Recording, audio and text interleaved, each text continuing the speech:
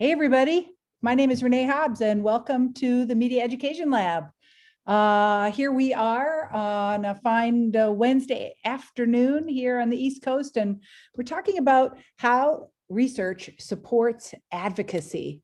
And today we're really glad that you've joined us, and we're really thrilled to be able to have our members of our research team joining us, Mary Moen, Pam Stager, and Rongwei Tang, as well as our special guest, Erin McNeil from Media Literacy Now. So thank you all very much for joining. And I guess, Pam, if it's okay with you, I'm going to share my screen and have you indicate moving forward. There's our team members. Take it away, Pam. Okay. Am I the only one that's seeing that like half screen or third screen? Oh, Can you no. do that on a full screen? Hold on, let me see if I can fix it. Thanks so Okay. much. Yep. Is that better? Now I've got gallery view. That's better. Yay. Okay, thanks everybody for your interest in our topic today. Research as advocacy for media literacy, and it's based on our research study and the resulting report called Media Literacy in Rhode Island, a statewide survey. Renee has already introduced the members of the research team who are here. We also had two students, Tessa Mediano and Jenny Sullivan, who are doing good student things on their breaks. They're working and vacationing or coming back from vacation. So we got a very small grant. This all started when Renee heard about money that was available through the URI Social Science Institute for Research, Education, and Policy at the University of Rhode Island, here in Rhode Island. And so she thought that we might be able to move our state effort for legislation along a little bit, or at least to overcome some of the obstacles to it if we conducted a statewide survey. So we got a $5,000 grant, wasn't much at all. That paid for our student researchers and a little bit of extra for the other research team. You can move, Renee, or am I moving the screen? I'm just gonna preview. These questions are going to guide our inquiry today. So we're going to talk for about a half an hour, and then we're going to open up some small group discussion to discuss some of these questions. You're also welcome to put your comments and your questions in the chat. Yeah. So am I the one who's got control here, Renee? I think I am the slide deck mover. You are. But I think you're talking about this slide, right? I just finished. Oh, good show. Okay, so you're seeing the law that was passed in 2017, right? No, it hasn't forwarded yet. It hasn't. Is that true? Hold on here. Let me try again here. Obviously, my share screen is not working. Mary, we may need you to be backup if I can't figure this out. Oh, there we go. There we go. Sorry about that. Yep. Okay. So the legislation effort that we made in Rhode Island started in 2016, and in 2017, Rhode Island's General Assembly passed a law that amends Rhode Island's general laws, instructing the Department of Elementary and Secondary Education to consider. So it was one of those entry laws that Erin might talk about later, that it doesn't cost a lot of any money or a lot of money. It just is a foot in the door to get people listening to and talking about media literacy at this legislative level. So in consultation with national or statewide organizations, the Department of Education was supposed to incorporate media literacy education into the Board of Education's basic education program regulations. And really, to date, the Rhode Island Department of Education has made no progress in meeting this obligation. We do understand some of the reasons for that. There was a commissioner change right after this legislation was passed. So there was a search and then a new commissioner coming on. The Department of Education in Rhode Island took over the failing Providence School Department, and that took a lot of effort away from anything else. And then COVID hit, and that pretty much was what school departments were focusing on. But we feel as though media literacy fits into all of these curriculum areas, and we really wanted to push the effort forward with this small research project and funding to see what we could do. So we started with looking at the problem. Does it help to use the, Renee, can you advance the slide? Wait, you're muted, Renee. Wait. It's really weird that it's not showing it. I'm annoyed by that. There's our research question. How often do students in Rhode Island elementary or secondary schools encounter media literacy through its core instructional practices? You guys seeing that? Yeah, but we're also seeing other windows. There we go. Oh, yeah. Yep.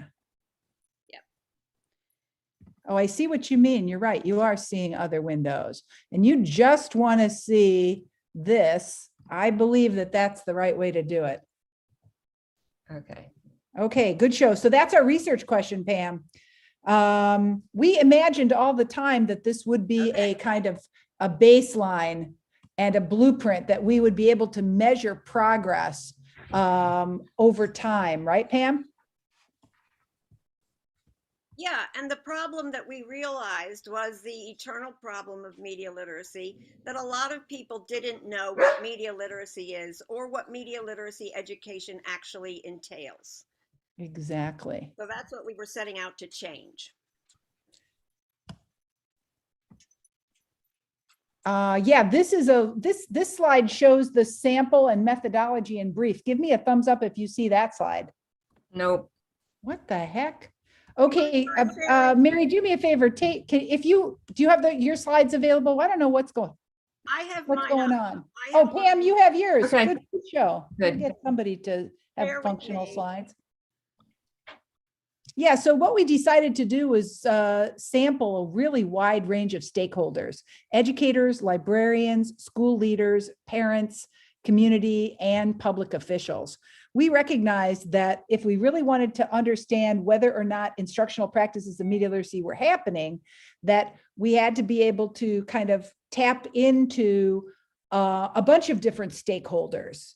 Parents might have some of the answers, some ideas about what's happening, especially since we collected this data during a COVID year, where sometimes instruction was happening in the context of the home, right? And we knew school leaders would have some contact. We actually had a meeting with all 24 of the superintendents in our tiny little state, right? The only group that we didn't sample that we might want to sample next time, students. So we asked parents and teachers and librarians and educators, are these practices happening? Are elementary and middle school students encountering these practices? But we did not measure students. But Pam, I think we're at the slide that says sample. So Yeah, I'm not having any luck here, Renee. yeah, Mine what is frozen going as wrong well. with it today? You Want can't me to get try? it forward either? Yeah, Mary, you try. Okay. Oh my gosh. Yeah, please, Mary. It's one of those Zoom afternoons here. Okay. It is. All right. Yeah, slideshow, presenter view, or start from the beginning. Yeah, there you go. Perfect. Okay. Oh, there, I'm able to, wait, can you see it? I'm Oh, moving. good. We're seeing your whole page, Yeah. but that's cool. Okay, we're Oh, going to that okay. sample methodology page. Research question. Okay. There it is. A little bit more back. Perfect. That's That good. looks great. So you can see we got about 500, a little more than 500, 540, 550 total participants. Some people identified both as educators and parents. We collected both qualitative and quantitative data. Yeah, what else do we want to explain? We did these 30 different interviews with different stakeholders, kind of long form interviews to figure out how they were experiencing obstacles. And maybe something that we can talk about in the small groups is why we decided to not just do educators and a school staff, that we really threw a wider net. Yeah. And I'll say something about, I'm on, right? Yeah. Librarians, we had a really great turnout because there's only one librarian per school. So for 33% of the respondents to be librarians shows their role. But this does also include public librarians as well who filled out the survey, but I just wanted to mention that. Okay, so one of the findings that we came up with was that Rhode Islanders believe that the most important reason for valuing media literacy education is its capacity to improve people's ability to evaluate the quality of information sources. But you can see that in asking this question, we were also informing every participant on why we feel that media literacy education is important. So evaluating the quality of information sources, strengthening healthy habits of using media as a lifelong learner, protecting against harmful propaganda and disinformation, developing technology skills, recognizing and resisting stereotypes, improving democratic decision-making, and unleashing creativity, self-expression, and confidence. You know, one of the things that we all are recognizing is how much the whole disinformation thing has kind of taken over the conversation of digital and media literacy. And so we really wanted to show the breadth of why we think media literacy matters. Pam, I think that's a really great observation. You know, in a way, we are lucky that the fake news crisis didn't completely hijack people's perceptions of the value of media literacy.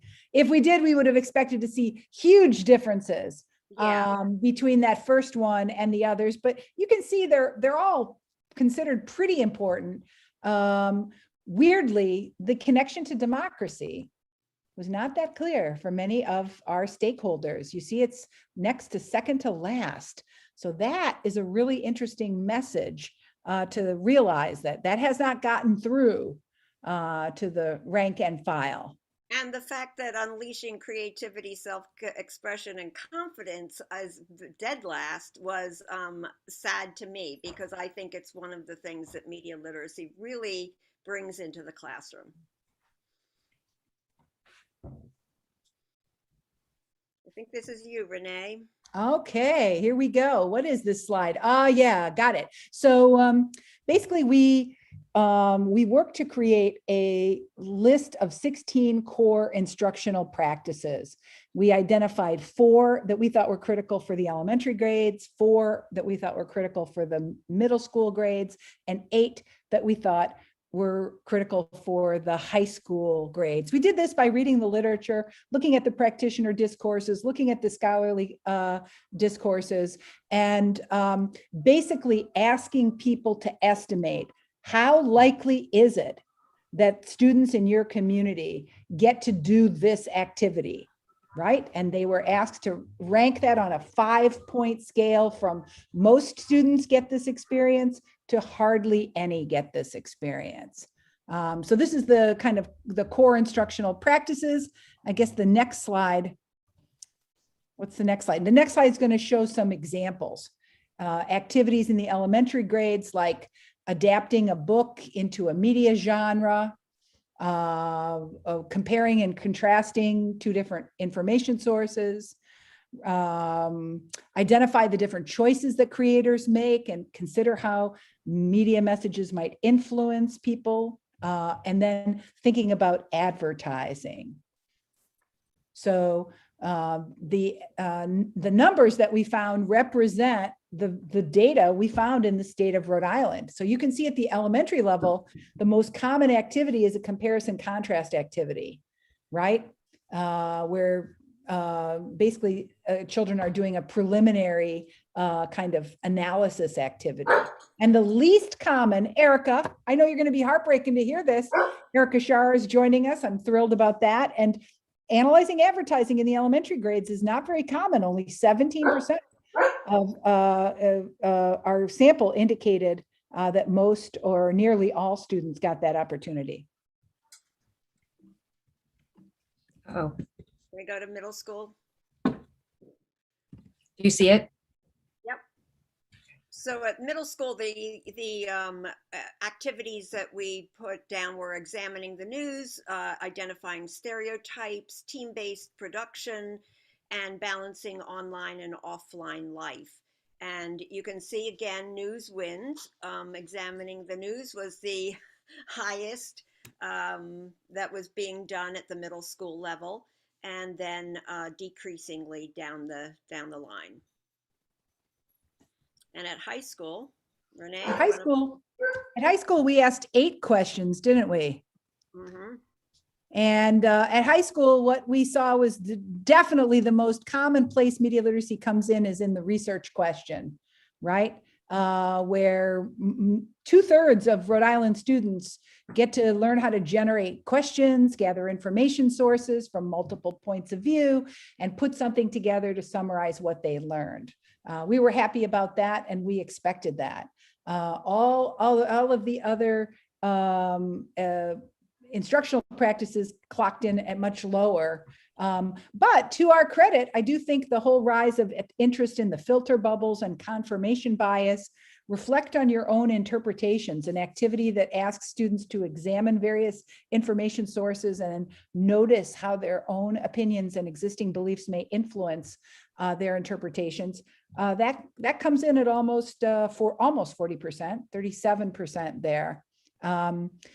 But we were surprised that the digital citizenship competencies identified there as the social responsibilities of the communicator, not very common at the high school level.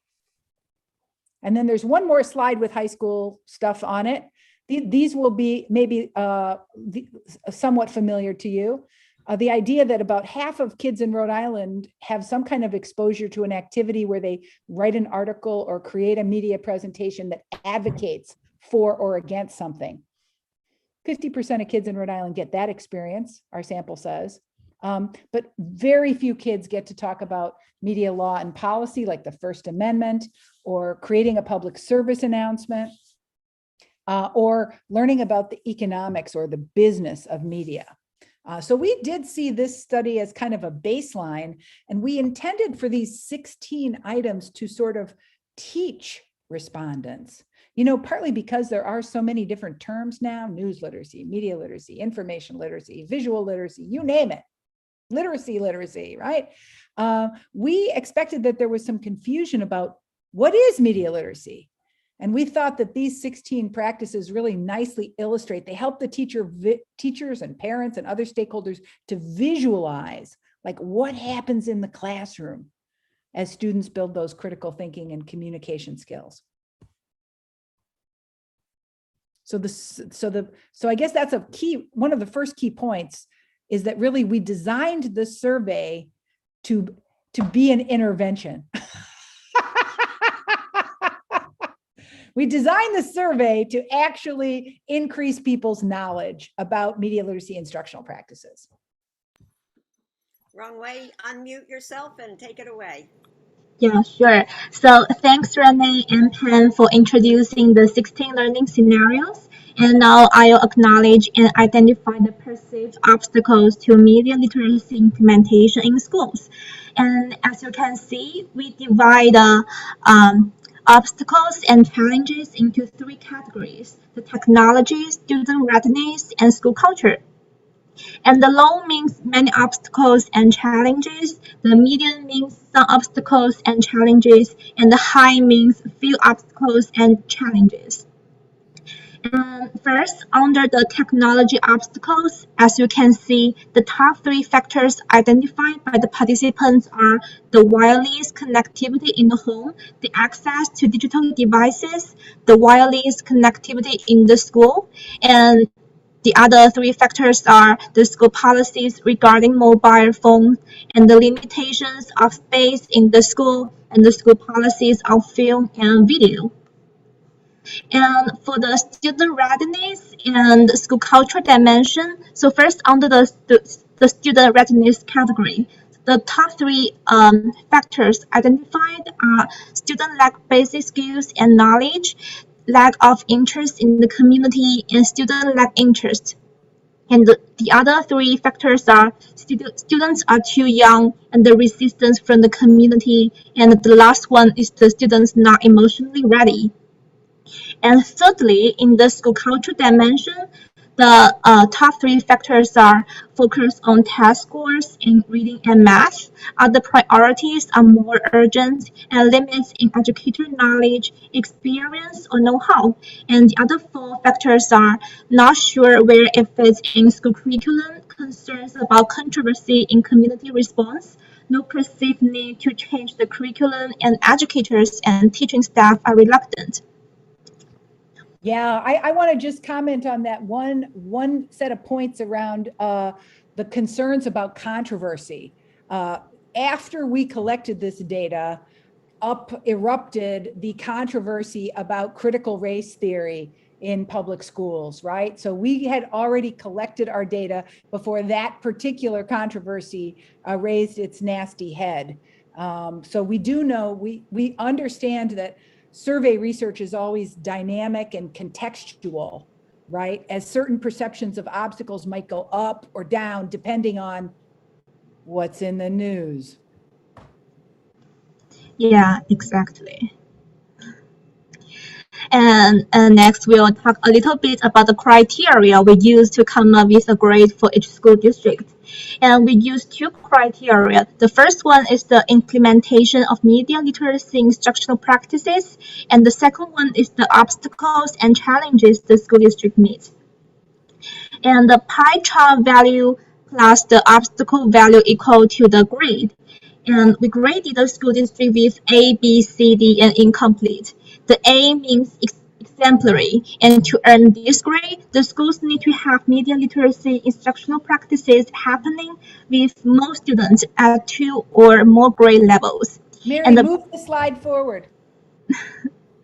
And the B means above average.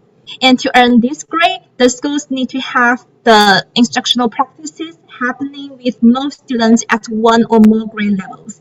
And the C means average. And to earn this grade, the school district, they have media literacy practices happening with some students at 1 or more grade levels. And D means not meet expectations. And to earn this, the school have few media literacy practices happening at 1 or more grade levels.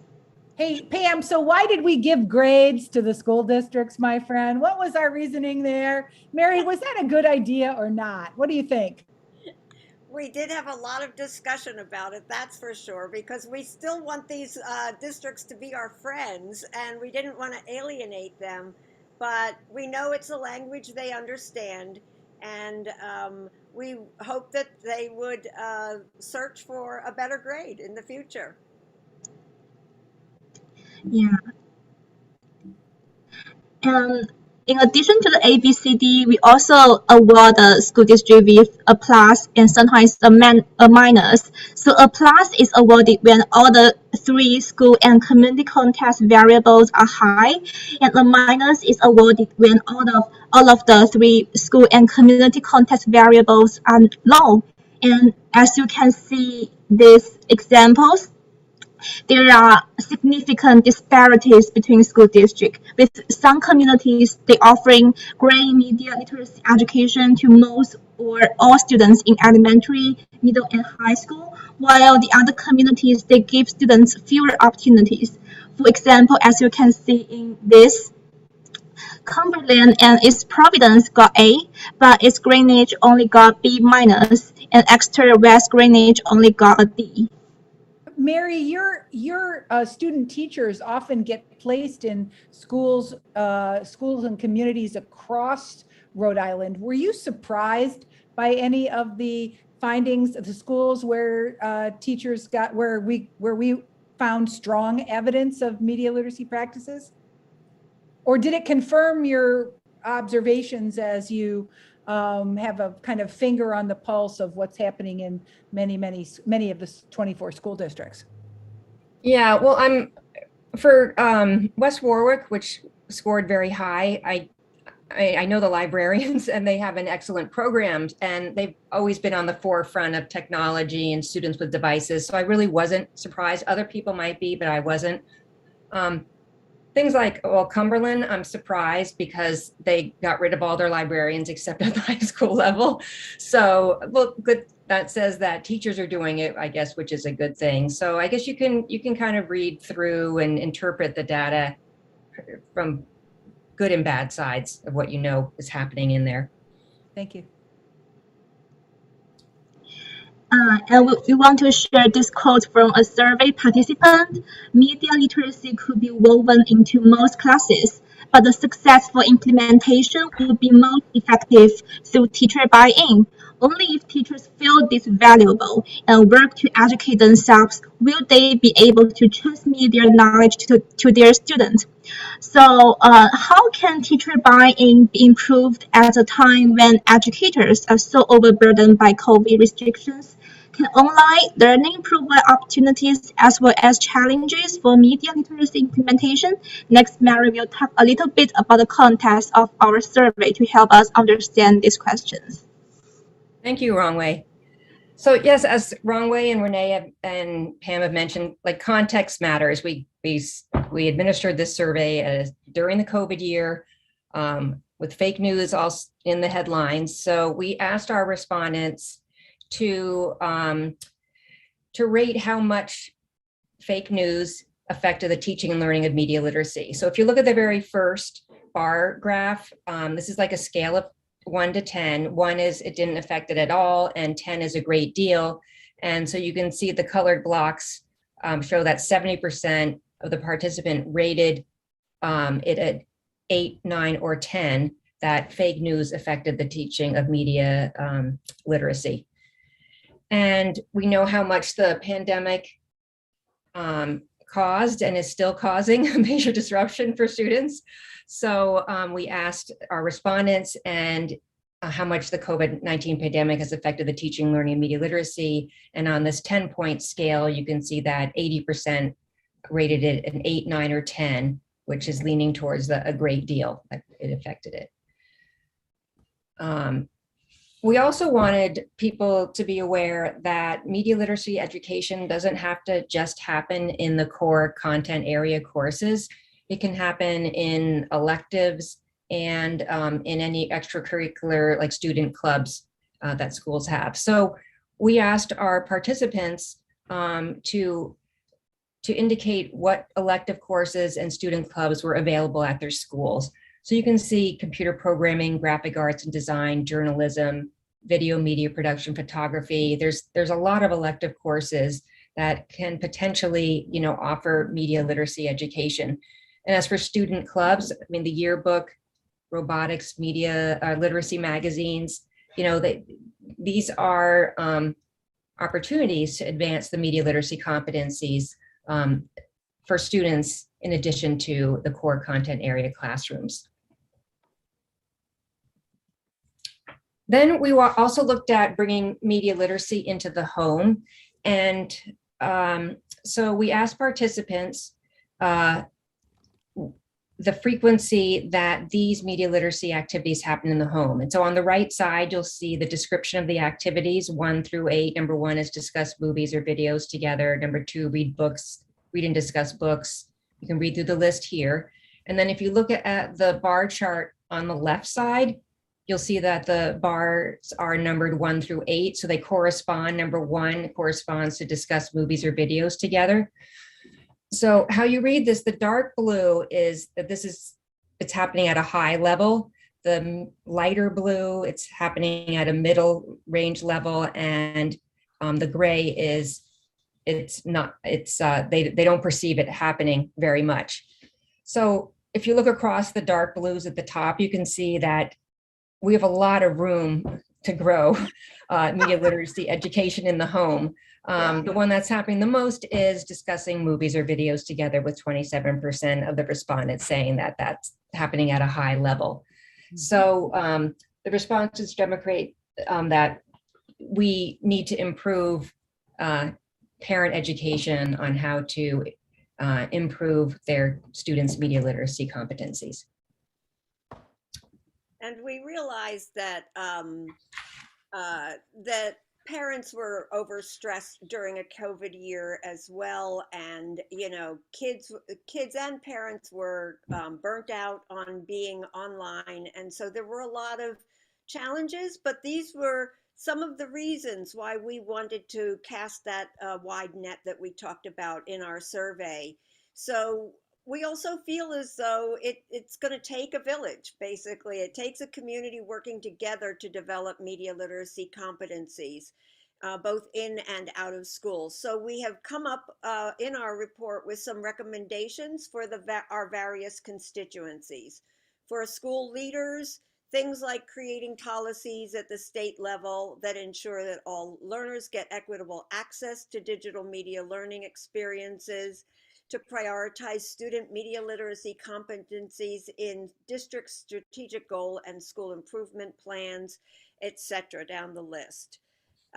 For the next group of people, educators and librarians, creating a district-wide curricular map to develop a scope and sequence for embedding the 16 core instructional practices into PK through 12 education.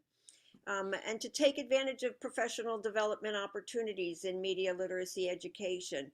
And you can see again how we used this survey and the follow-up interviews that we did, and this report that we generated from our findings to do even more education about what each sector could do, and give them some ideas and hopefully show them some resources they can use. So for parents and community members, definitely to be using a wider range of media literacy activities in the home, taking advantage of online resources to learn more about bringing media literacy education into the home, etc. Talking about college and career readiness, which is a big deal in especially high school curriculum. For public officials and philanthropic leaders, to offer town hall conversations and presentations to increase communication between school and home and leverage community expertise in this area, and to expand the fiscal resources to enable schools to develop a leadership cadre in the school district to advance media literacy learning opportunities for all students. For media professionals, we feel as though they have a role here too. They can create media to increase local public knowledge about contemporary mass and digital media, including media influence on children and youth, stereotypes, disinformation, data privacy, and media economics, and to showcase examples of young people, educators, and librarians who are demonstrating their media literacy competencies through creative media production. And that's something that we can probably get better at too, is to be sending those stories to our local media so that they know that their stories worth covering. Yeah, and we are thrilled that Rosemary Smith is here with us today. She's a media maker, filmmaker, one of the architects of the Trust Me documentary. So media makers definitely have a role to play. But now we're going to call Erin McNeil into the conversation. Erin, what's your perception about how research studies like this could be utilized elsewhere to advance media literacy education around the country? What's your perspective looking at media literacy at the national level? Yeah, thanks, Renee. So, of course, we've been advocating for media literacy policy in states across the country, and this has been really the missing piece. So I can't even overemphasize how great it is to have this in Rhode Island finished and have this survey instrument. And it just gives us this great tool to explain to the policymakers who may be interested, just where is it happening and where is it not happening. It tells them that, you know, even despite their perception sometimes that, oh, we already teach critical thinking or whatever in school, it's actually not happening. And this is what we mean when we talk about media literacy. So, you know, Rhode Island is a small state, and this we can use this very survey and use this for a tool, but it would be really good to have this survey repeated in states across the country where, especially where we're actually making advances. And you can see our recent report to see where those places are. So, you know, Illinois, Colorado have taken big steps. It would be great in Florida and Ohio and Texas, where they supposedly have policy and we're not sure what's happening. You know, a big state like California, a rural state like New Mexico, et cetera. So I want to say that, you know, Media Literacy Now is prepared to do whatever we can to support anybody who really wants to take this up and do it in their state, because it's such an important tool for us. You know, whatever support you might need, and we can also be a fiscal sponsor if you're able to get a small grant and you need that. But we also suggest that you kind of keep in touch and coordinate. So if you decide you're going to do this in a state or even a district, for example, Los Angeles has a new policy, so great to do it in a district like that. New York. It would be great if you get in touch and let us know. Let me know, or Renee's group know that you're thinking about doing it, so that we can, you know, coordinate and not have double effort. So yeah, that's Nice. That's Nice. my pitch. Okay, that's cool. We're about to go into small group discussions. We invite you to use this survey freely if you like, or you can contact the Media Education Lab if you want us to help you implement the survey in your community. Let's take a look at the questions we're going to work through in the breakout group, or other questions that come up spontaneously, because one of us will be in each of the breakout rooms. We want to discuss, how is an advocacy survey different from other kinds of research? Should we invite students to take this survey? Why or why not? What might be the unexpected consequences of a survey like this? It's always good to think about what can go wrong. So we wonder about that. We'd love your thoughts about that. How do we localize news about the survey results? And then what are the range of ways that other people might build upon this work? So give me a thumbs up if you understand what we're talking about in the discussion group. Please feel free to introduce yourself to the folks who are in the room, because there's a lot of talent here. We're going to take about 12 minutes, maybe 15 minutes at the most for discussion, and then we'll come back as a large group and share. Okay, the rooms are open. Make a new friend and have a great conversation.